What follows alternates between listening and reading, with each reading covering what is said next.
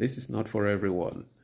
This is the mirror of betrayal, and thinking is required. I betrayed someone, a friend, a brother, a lover, a family member, a parent. I stabbed the thing that trusted me the most, not with a blade, but with a choice. I lied, I cheated, I walked away, I whispered a selfish excuse. I watched the trust die slowly, but I kept breathing. I went back with a story in my mouth and they forgave me. They hugged me. Maybe they believed it. Maybe they meant it. I left thinking redemption had landed on my shoulders like a clean dove. But the dove is a lie. I sleep and the memory wakes me up.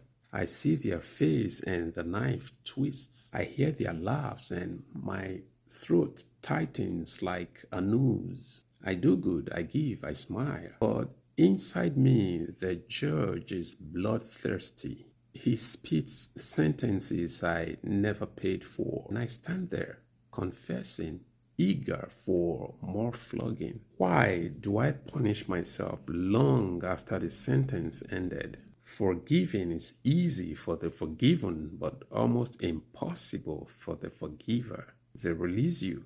You clutch the rope.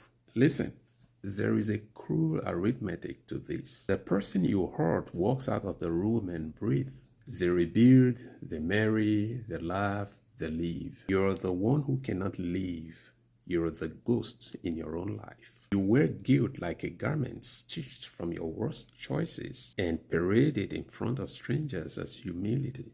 Don't hide behind "I'm paying my dues." That's cowardice dressed in morality. Punishment is for those who need it. Penance becomes a prison when you choose to live outside it. You're not being noble. You're not being humble. You're being a coward who refuses to accept pardon because the self that made the choice demands blood. Here's the brutal truth. Some people deserve your guilt. Some wrongs are monstrous and you should never forget they happened. You keep your wounds open because scars would mean the story is over. So what are you doing? You're refusing the leash to your own life. You're a condemned man who keeps choosing the cell key only to throw it away in order to fear something.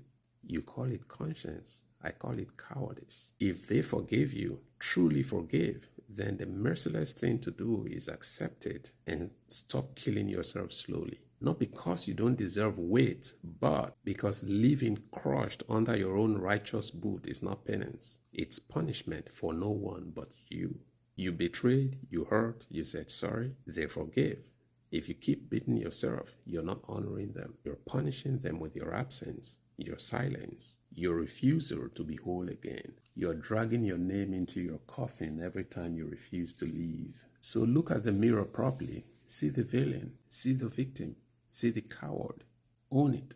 Then do the thing true brutality demands. Stop. Stop the ritual. Stop the reenactment. Turn your guilt into work. Fix what you can. Repair where repair is possible. Make amends that matter beyond words. If nothing can be fixed, carry the memory like a teacher, not a tyrant. Because cruelty without wisdom is simply destruction.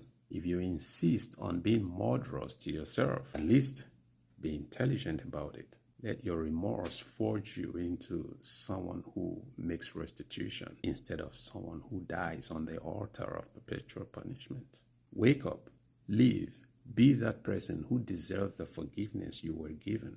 And that is the real, hard, merciless task.